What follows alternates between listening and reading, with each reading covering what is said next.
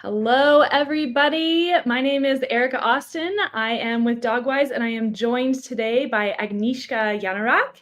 We are here today to discuss her fantastic ebook, which is called The Animal Trainer's Comprehensive Handbook. I have my copy, and I want to know who all is tuning in who has their copy. So let us know where you are joining from, and also if you already have a copy of the ebook, which you can, of course, download from Dogwise. I have mine on my iPad, but you can get it on your Kindle, or you can get it on other formats as well. If you have a Nook or another e-reader, you can even read it on your phone if you really like to. So we are joined today, like I said, by the author, and I'm so excited to be having this conversation. So people who are tuning in, let us know in the comments where you're joining from. And if you have the ebook, and you've started reading it, let us know. And the other thing I was going to say and let you guys know, wonderful, Christian is joining from Poland. I'm so happy to have an international audience joining us, and from Denmark. This is extremely exciting. So if you do have a copy of the ebook already, we invite you to go to dogwise.com and leave a review of the book. If you have read it or if you have started reading it, like this reviewer has left a little review for us saying how much they're enjoying the handbook. They're still working through it. So if you have started reading it, or if you've started enjoying this beautiful book, which we're going to go through together today, let us know. Leave a review. That really helps when we have other people who are looking to buy books from Dogwise to know what they should read next. So if you have questions for us, put them in the comments. I'm so happy to have people joining, like I said, from all around the world. Charlene Woodward, who is one of the co-founders of Dogwise, is also here in the comments. Good morning, Charlene. And Agnieszka, I'm going to let you take it away. Introduce yourself a little bit. Can you tell us a little bit about why you decided to write this book? Hi everyone, and thanks, Erica, for having me today. I'm super excited, especially that this book is really. It was the piece that was missing, and I really wanted to share with people because it's like why I decided to write it was mostly because I wanted something that, regardless if you're a beginner or if you're an advanced trainer, that you can take and learn something from. So you can just start your training journey. And this is something I wanted to have. I thought that I would wish I had read when I was starting. So a book that gives you the skills to understand how dogs learn, but also gives you some practical exercises how to implement what you've already learned and to clean up your training. Very often, my students who are super advanced, they're competing in sports obedience, they decide that they want to kind of start over, but not like polish what they have, like clean up the skills and practice more of the basics. Because I really love this quote by Ken Ramirez that, advanced training are the basics done really, really well. And this is something I am, yeah, exactly. This is something I'm a strong believer in, because I think that we often skip the basics. We think that we learned them somewhere, that we've already covered that. But for me, the beauty of training actually lies in those basics, because I love seeing teams who just have those very foundational exercises done so beautifully, so fluently, so seamlessly. And this is what this ebook is about really cleaning up the foundations and giving you the basics to build more advanced skills and to whatever, regardless of what you want to do with your dog. If it's just daily husbandry, or if it's sports, any kind of sports, this book is something that gives you the foundations, and then you can build up on it. So I think this was the main idea behind why I wrote it. I love that quote from Ken Ramirez. Obviously, I pulled it up because I knew that I was going to want to reference it when we were talking today, is that advanced training is just the basics done really, really well. And I think that, when I first saw this book and it kind of came across my desk, I thought, is it going to be too basic? A lot of people who shop at Dogwise, they are really looking for a more advanced, like they've been training for a while. And we do, of course, we have people of all skill ranges who are coming in, but maybe have read like tons of books, or they've read a lot of stuff. And I've obviously read a lot of dog training books, and I loved this book. Part of that, I think, is because the design is just, it really, I think, is really beautiful. My favorite color is yellow, so I appreciated that. And I wore my navy blue shirt today because I wanted to match the book, because it just has such great colors and the illustrations in it are really good.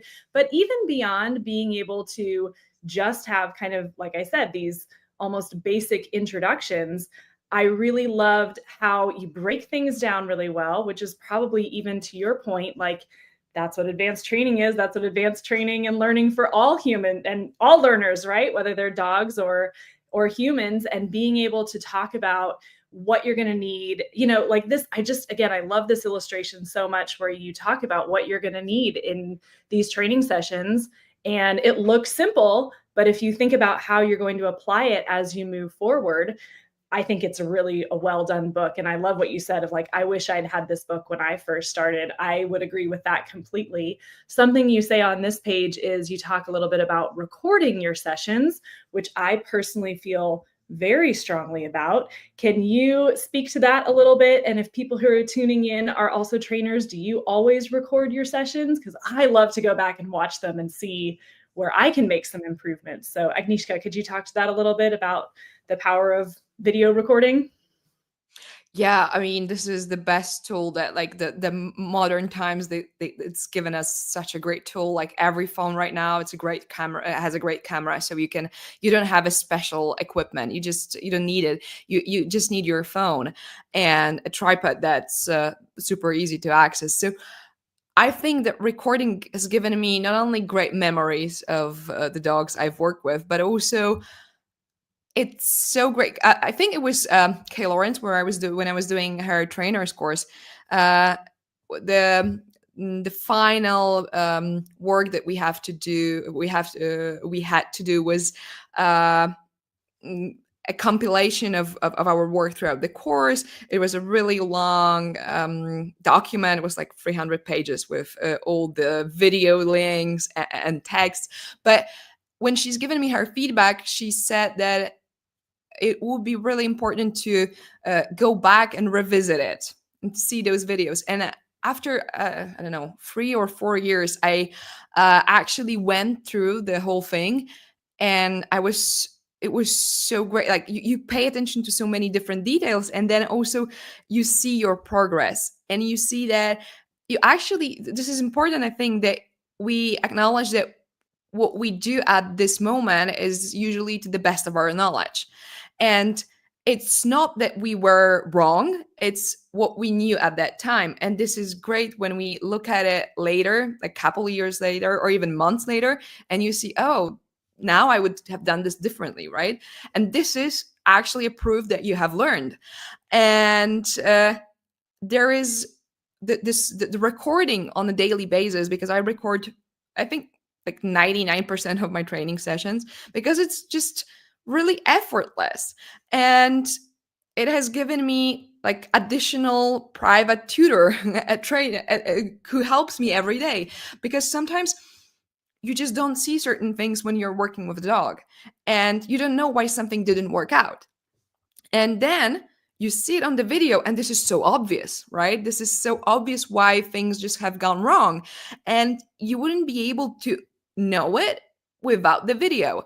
So not only it gives you actually a piece of motivation after weeks and weeks of training, but also in this moment it helps you to understand what has gone well, what has gone wrong, and it's your private instructor, actually.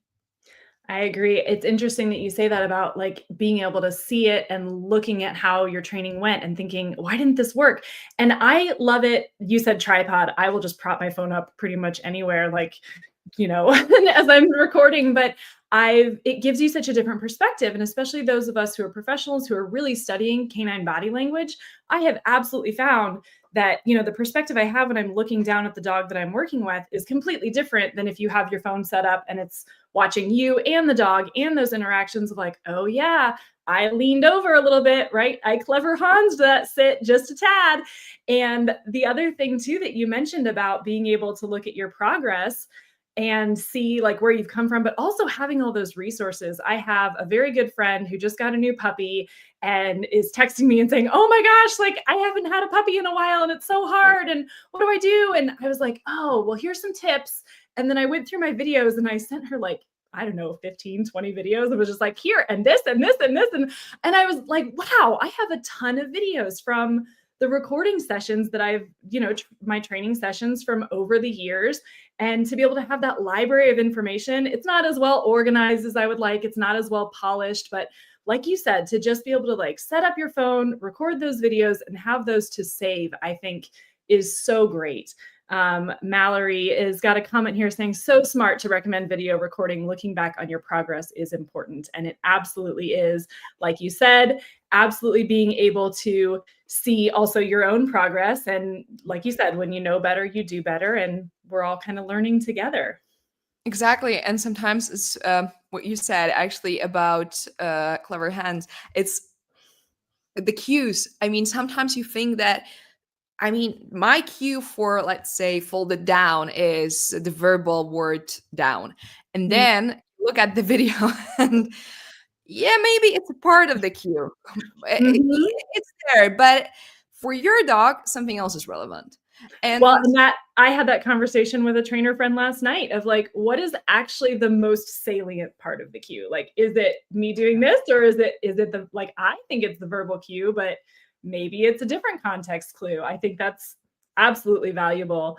Another comment that just came in said, I couldn't agree more. When many of us so rarely have another professional eye to give us feedback in the moment, reviewing it can help us assess our mechanics and the dog's responses more clearly. Cricket, that is such a great point because we do so rarely as professionals. Sometimes, often, I think in this industry, we are working alone. And of course, I love when we get to come together and learn at conferences or do workshops, but being able to have that almost second set of eyes is really helpful. And being able to send the videos to another trainer and say, what do you think of this? I'm really stumped. Really great point. exactly, yes, you can share the video because it's different. Your perspective is often very different than what is actually, when you can see it as this second trainer, also as yourself, as a second trainer to yourself. So yeah, it's the best tool, I think, what you can do to your improve your training. And regardless if you're a professional or if you just want to have fun with your dog, I mean, professionals too want to have fun with their dogs, but if you're just doing this for fun, yeah, just record yourself because it is super helpful and it's for free actually. That's true. I'm going to go ahead and have us jump in. This dictionary page in your ebook, I think, is so valuable. And you've got several different things that you define interestingly. And I really want to discuss them with you. I picked out a couple of definitions for us to talk about. Again, if you're joining live and you've got comments or questions, pop them in the comments box and we can talk about it. When I was first reading this book, I read this definition, and for some reason, it just kind of made me really think.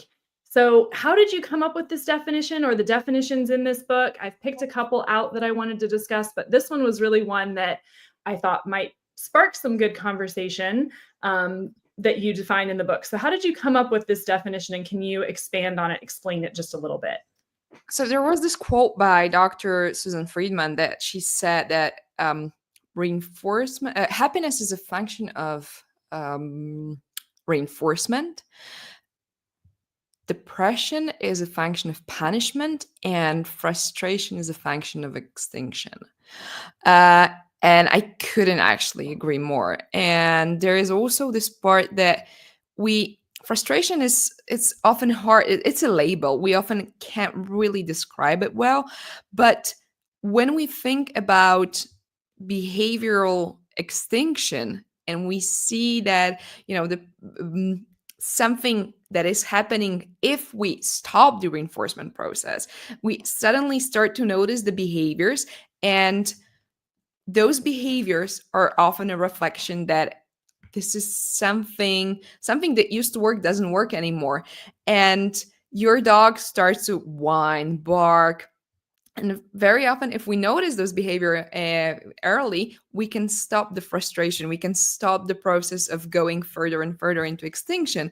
And I think it's super important. And it's actually, it gives us the idea that using extinction because of the frustration element is not always the great choice of action. So I'm it's glad that you said that because I was just taking a note of like, oh, stop from going further into extinction because having an extinction contingency is not really something that we're aiming for in our learning. So I'm so glad you brought that up.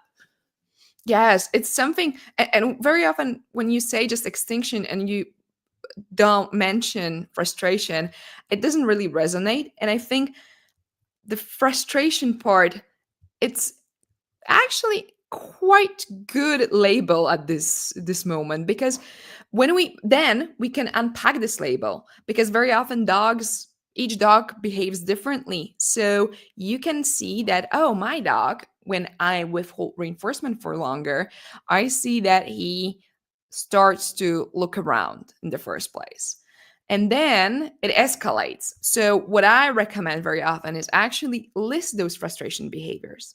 Just, you can make a list for each dog that you're working with, and then we can also pinpoint the what we call precursor behaviors. So those that happen before, those tiny little changes that will give you heads up that if you continue to follow this path, you're going to have probably a full-blown extinction burst, which you definitely don't want. So if you learn to just observe your dog, and recording helps a lot in this case, so you can see that, oh, my dog starts to look around, and then after looking around, he probably will start to uh, move his head away from me, and maybe then he walks away. So before he walks away, he does plenty of different things, and those are already what we would label frustration, and they're part of the extinction process. So if you can notice them early on, you can change something in your training and make sure that he doesn't walk away with you, that he stays in the game, or maybe it's time to end the training session, or maybe it's time to take a break. So just, it really helps. And I think that's really a great idea too, to think about like, should we take a break? I think I don't learn well when I'm frustrated. And so it definitely is a good indicator, maybe even again, thinking about the human learners, what are some of my tells that I'm starting to feel frustrated in this training session? I love the idea of maybe that's a good cue to take a break for both the trainer and the dog or whoever's participating in training. I have heard some argument that building some frustration into training sessions can be valuable. Do you have any thoughts on that? So yeah, it's often comes up with resilience, that if your dog gets resilient by actually working within the frustration, within the extinction contingency. And I would say you build resilience within reinforcement contingency, not because you can't do something, but because you have a history of reinforcement of doing something well.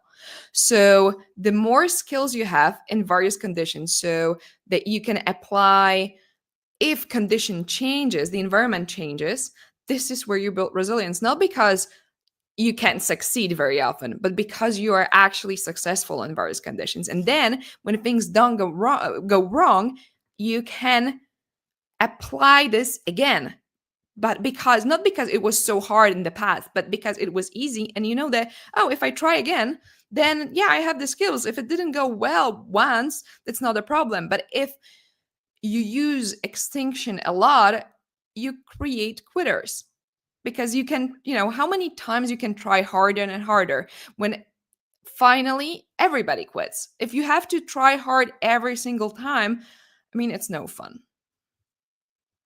I'm just writing that down because I think that's a really good point. If you use extinction a lot, you're going to create quitters. That's such a great way to think about it. And I remember when I was a very new dog trainer, I had been given the advice that you should not teach your clients to play tug with their dogs, or if you play tug with your dogs, make sure that the human always wins.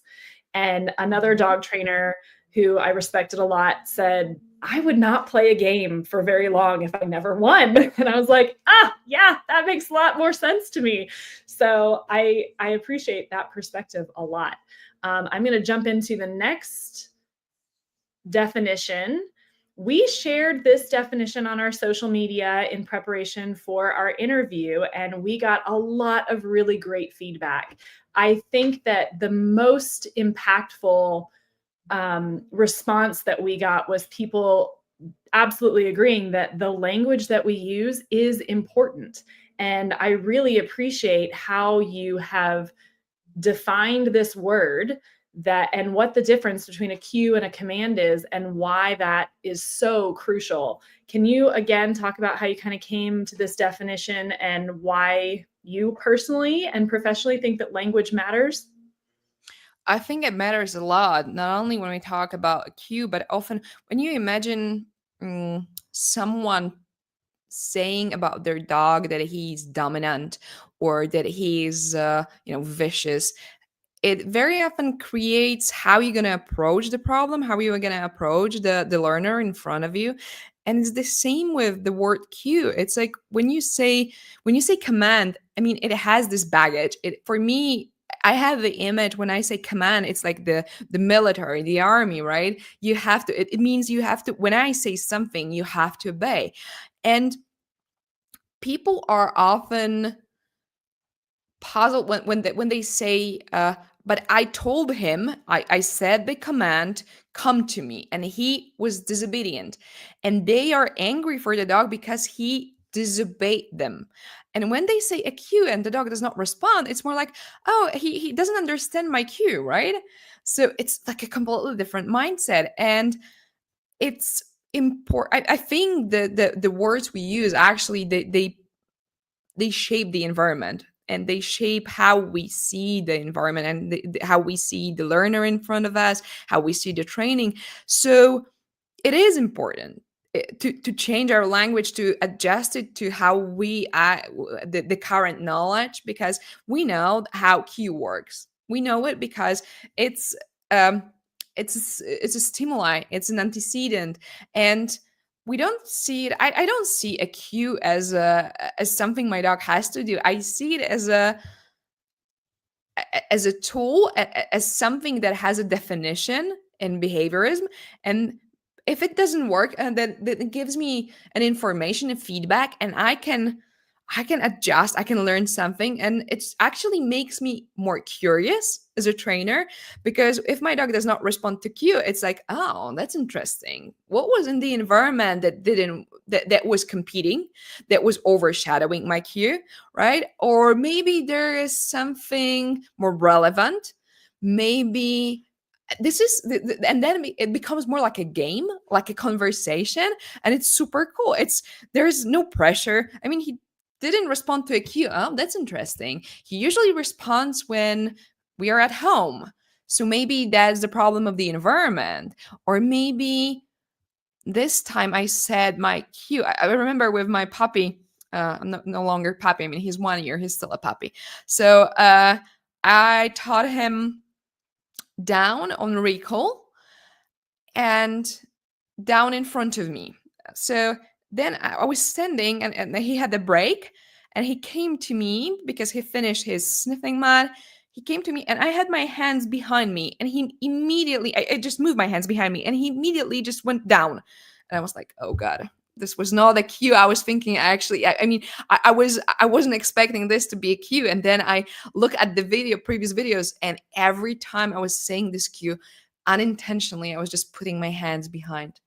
And I'm like, oh my God, now I have to clean it up. And but Don't you it love was that like, when you accidentally train something that you didn't mean to? That's always a fun and humbling moment. yes, yes. And dogs are amazing at picking up cues from the environment, and they will always pick up something, even if you don't decide what it's going to be. And they'll make it really clear. They'll definitely do it better than you. I like the idea of our language being part of the antecedent arrangement of the learning environment. I think that that's such, again, a great way to think about it. And also something that you said about like curiosity, staying curious as a trainer, where using the word cue makes you think as opposed to maybe using the word command makes you feel a certain way.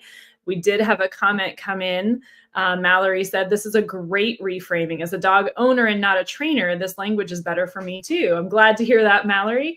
Reframing it as a cue makes me feel less like a failure if my puppy doesn't obey my command. And it's a way more positive to frame it as my dog doesn't respond to or understand my cue. And I think, again, that's such a good point, right? Like we assume that our dogs understand what we're saying, but their behavior is going to show us whether or not they actually do, right? 100%. And we also have, we have this picture of the behavior. When you say the cue, you know how it looks like because you created this process of, okay, so when I say this, he does that, and you know how the finished product looks like. And this is not so easy from the other part. Like the other party may have a different visualization of what's happening. So yeah, this makes you question things. And I think that, cue is it doesn't have this baggage as command. I agree, especially culturally, and especially as we, again, learn more and more. I know that there are lots of trainers who've been training for a long time who grew up knowing about dominance theory and training. Dogwise has a book called All About Dominance Theory and, the myth behind how it's been disproven and how it's really harming how dogs are not able to learn under, unnecessarily aversive circumstances. And so being able to really rethink how intentional we are about how our dogs learn, I think is super important. I've got one more definition I want to talk about. So again, anyone who's joining in who's a professional trainer might be like, yeah, I get it. I know reinforcement and punishment. Something about this first sentence that's bold, the two main consequences in operant conditioning.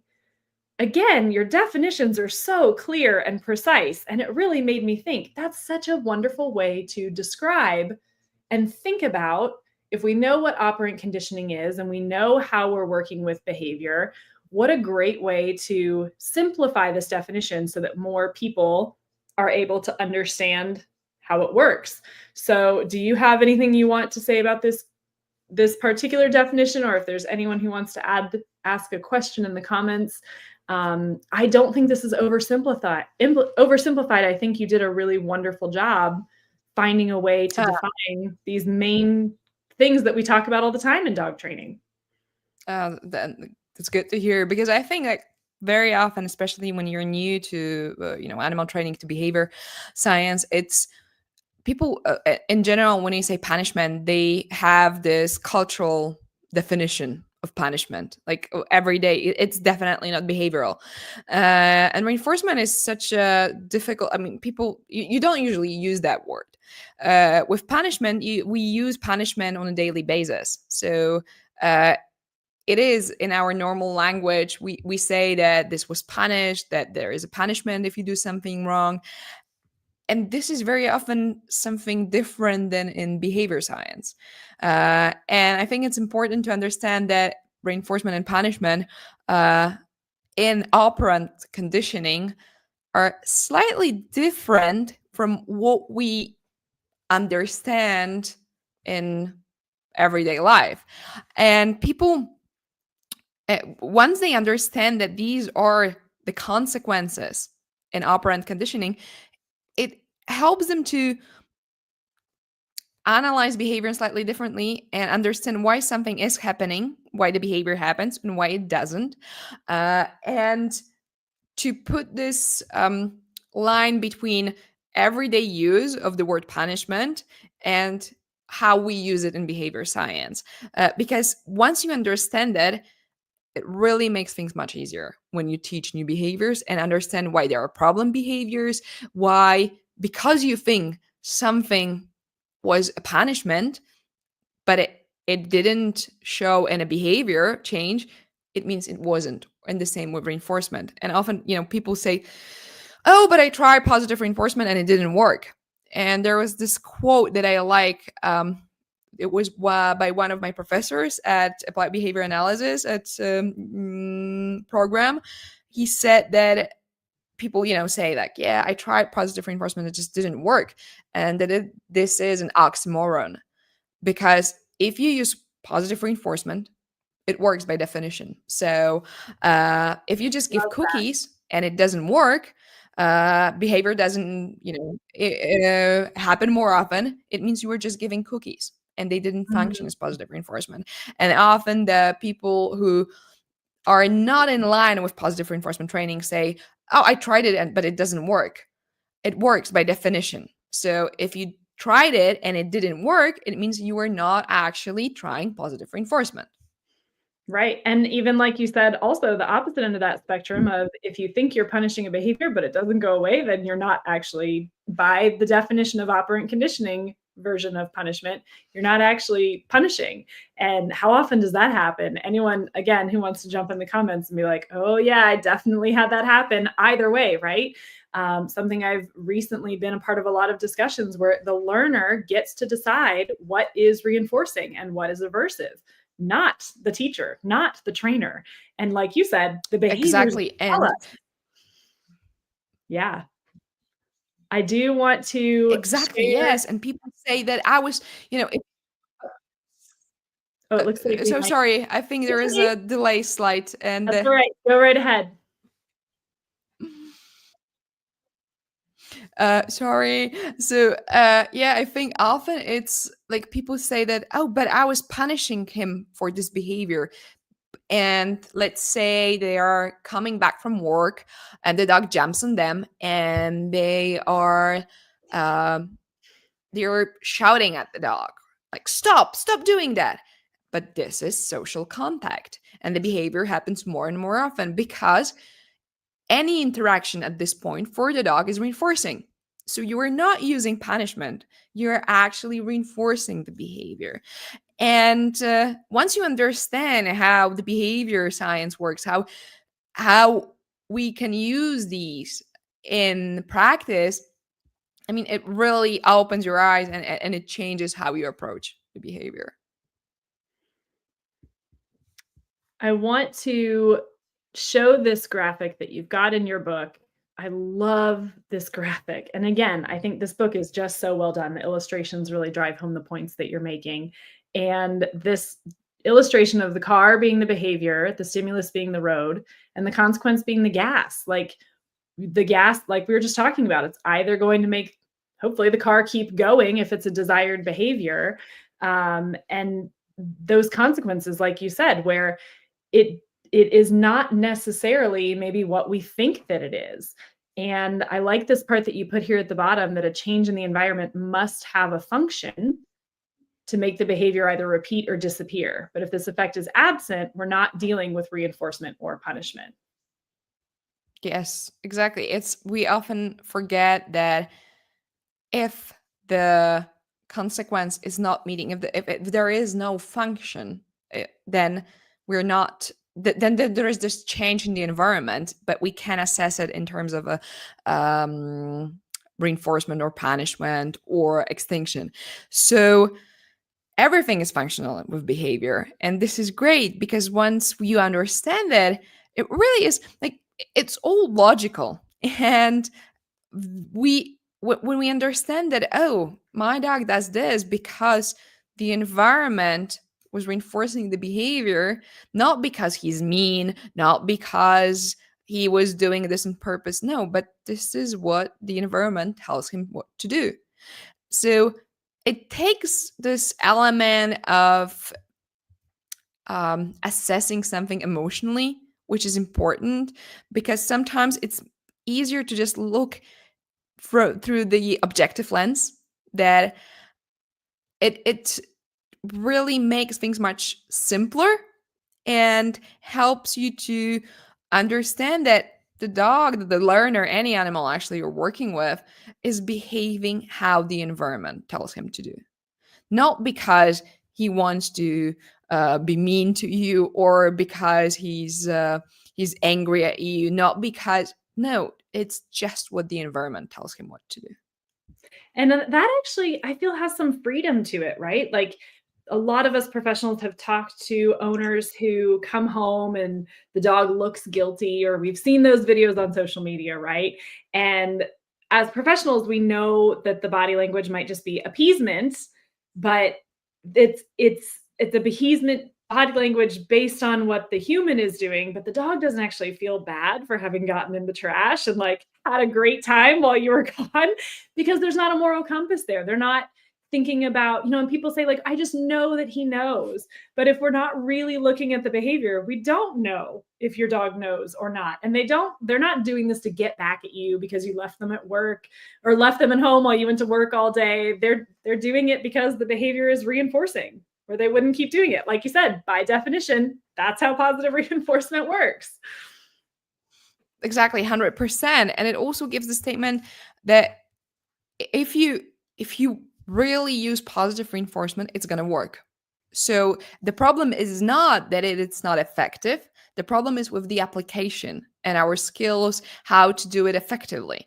And also, it tells us that the argument that because punishment is effective too, punishment works by definition, the same as reinforcement. So it was never an argument whether it works or doesn't work. No, it was always about something else. So why we shouldn't use punishment is not because it doesn't work and reinforcement works better, because reinforcement actually works from the perspective of if you apply it properly and according to the rules, then yeah, both works. They both work, but there's something else, and punishment has fallout.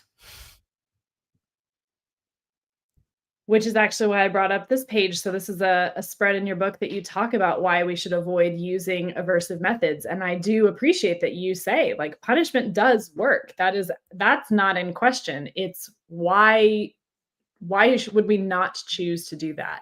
Do you want to speak to that a little bit? Obviously, we want to encourage people to buy and read the book, but this page jumped out at me when I was reading through it. I'm glad that you had the courage to make this stand and say, this is not the best way to train. And it's not even just a matter of opinion, right? This is a matter of effectiveness. We know how effective positive reinforcement can be when applied, like we said, actually applying positive reinforcement and not just throwing cookies. There's more to it than that.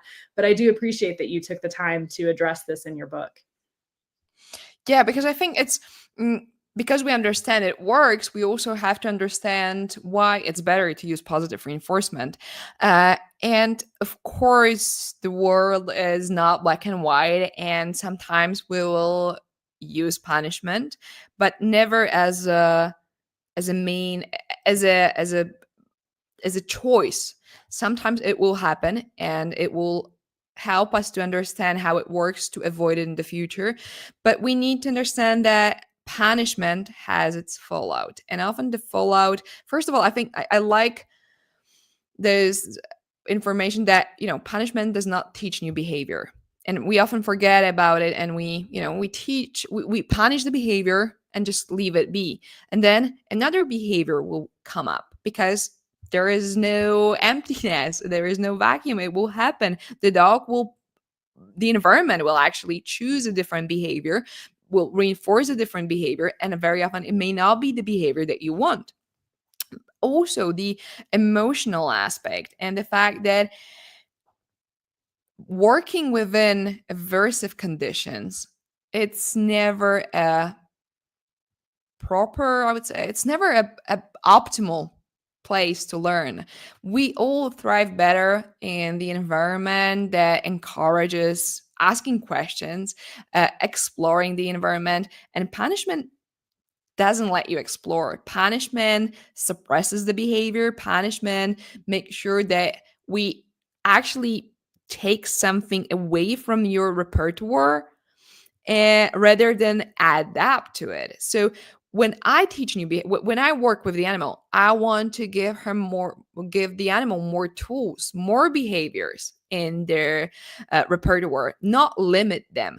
And we often get fixated on the fact that, oh, but when there is this unwanted behavior, I need to punish it because it will, otherwise it's going to happen more and more often. And the truth is, it's more wise and economical to actually focus on what you like and change the environment. I think it's about, like, the whole modern animal training, it's about working within the environment, working with the environment and changing the environment so it facilitates the behaviors that you like, and it makes the behavior that you don't want your animal to present more difficult, just more effortful. So rather than punishing, make sure that the environment encourages what you like and focus on it. Yeah. Yeah, I like you just said it, but this yellow quote on the page showing there says it's far better, wiser, and more economical to invest in desired behavior than to focus on punishing problem behavior. And I think that's a great way to put it, right? It's not just a better, wiser, but it's actually more economical. It's a better use of your time and resources to be able to shift that focus from punishing something to teaching something new. And I wrote down something you just said, that punishment doesn't teach a new behavior. I also loved your reframe of, we don't want to limit their behavioral repertoire. It's so important for animals to be able to express that Mhm. full range. So incredible takeaways from that. I just have a couple more questions, and I would like to again encourage our audience, if anyone has questions or comments, put them in the comment box. We would love to hear from you all as well. I'd love to hear you talk more about this. This is something that popped out at me in the book when I was reading through. The value of reinforcement is variable, and we have influence over it. Motivation, once we define it, can be taught. Can you talk about that a little bit? Yeah. I think this is actually based on my experience with Gapcho, one of my dogs. And I remember when I started training with him, we started doing sports obedience. Uh, he um he was I was pushing him really hard. I wanted to, compete, and there was a lot of pressure, but he was like not into it. And people around me told me, like, oh, you got to get yourself a real sports dog, like, a border collie or a dog that's a working breed. And he was just a, crossbreed, a mix of a terrier, not exactly a typical um line you see during competition. And I was, I wanted to work with him. I didn't want another dog. I wanted to work with Gapcho. So I started to dig deeper into this, and I realized that dogs are, of course, there are some traits, genetical traits. And yes, we have some predispositions to one or another thing. But basically, motivation is something that you can teach, because we think that it's something inside your dog or inside the organism, that either you're born with it or not. And it turns out that if you look at it from the perspective of a behavior and what you consider, what are the things that we say when we say this dog, this human, this cat is motivated? What do I mean by that? And once you are able to define those things, it looks like, okay, I can teach that. So my dog needs to have a short latency when I say a cue. Okay, yeah, he needs to move fast for this particular exercise. All right, that's, pace is teachable. Or he needs to be able to work for 2 minutes or 5 minutes. Yeah, that I can teach. I can't teach something that's inside my dog. That's impossible. But if I have the criteria, yeah, that's easy. I can, this is objective. I can do that. Once you operationalize what you mean, because very often when you say, that's another thing, the important thing, people say that, oh, I want this dog to be, motivated. And for me, it's going to look completely different than it does for you, maybe. And if we are not on the same page, how can the animal understand what we want from them? I'm so happy you said, I want to get another dog. I want to work with this dog. I want to play with this dog. And that is something I hear a lot. I hear a lot in especially competitive circles of, oh, that dog just doesn't have the motivation. And hearing you talk about, we can teach all these other elements like speed and precision. you can teach motivation. I appreciate you saying that. We, believe it or not, have only looked at pages in this book in chapter 1. So there is so much more to this book. And anyone who wants to be able to grab a copy of this ebook, you can immediately download it from Dogwise. And we are actually going to give you a little coupon code that is exclusive to watching this Facebook Live and YouTube Live author interview. So we're going to leave that on the screen for the duration of our interview. But this lesson 2, what is focus? This kind of seems to be the thesis of the whole book, and it does seem to be something that you are particularly passionate about. You have defined focus on this page on the right here as the ability to pay attention throughout a specific task, which once again sounds simple, but can you elaborate on that and just how crucial focus is? And then tell anyone who's listening how this book can help you and your dog to find more focus in their training sessions.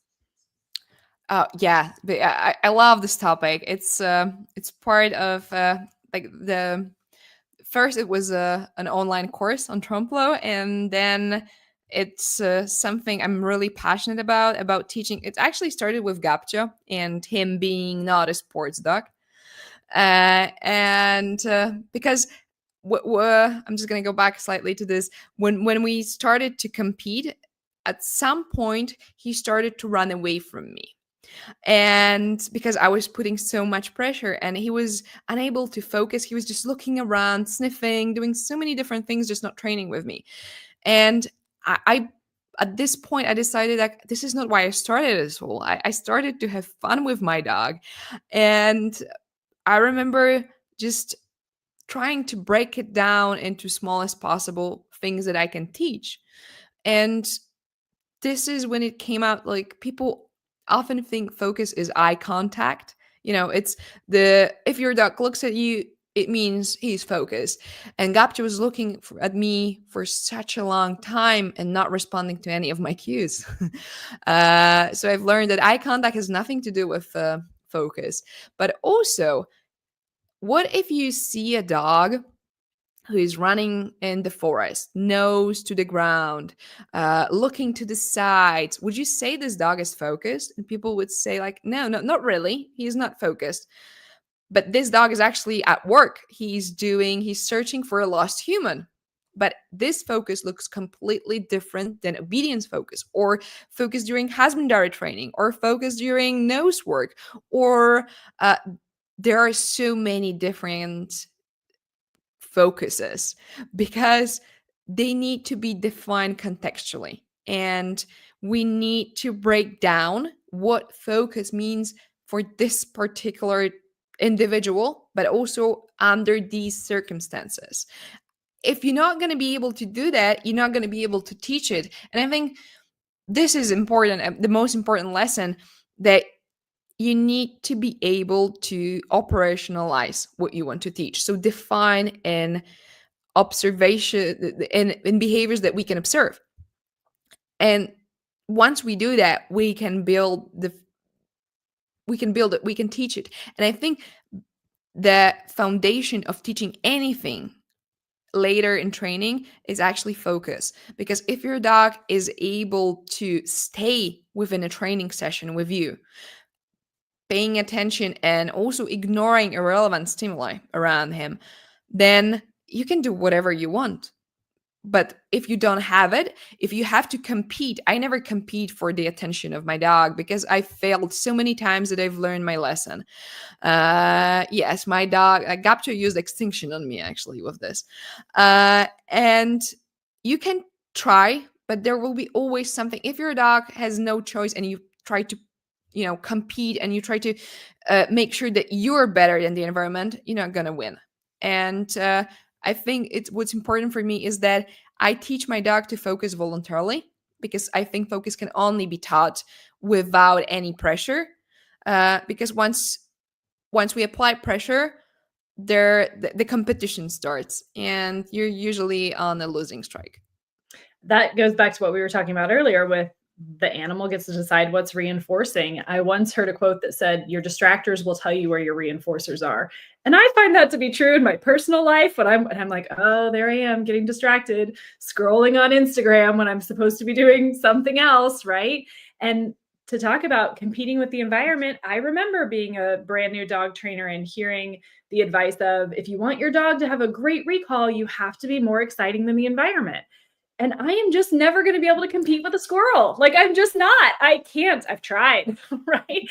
And I really appreciate that perspective. And again, what a great example of why not to use extinction and frustration. You do want your learners to opt in. You do want to have fun with your dog. You do want to be able to have focus, which to your point is going to look different, not just for individuals, but in different contexts, which is really a spectacular point. Thank you so much for all of your time. And anyone who is tuning in, we want to be sure that you know, like I said, you can purchase Agnieszka's ebook on dogwise.com. There's a coupon code at the very bottom here. And it is a downloadable ebook, so you can get it delivered immediately, which is great for our international audience. You don't have to wait for us to ship it to you. There's no shipping. So just go ahead and head over to dogwise.com and you can save 20% with this coupon code that is at the bottom of your screen. Agnieszka, thank you so much for joining us today, and we will see you all again soon. Thank you so much. It was great. Thank you.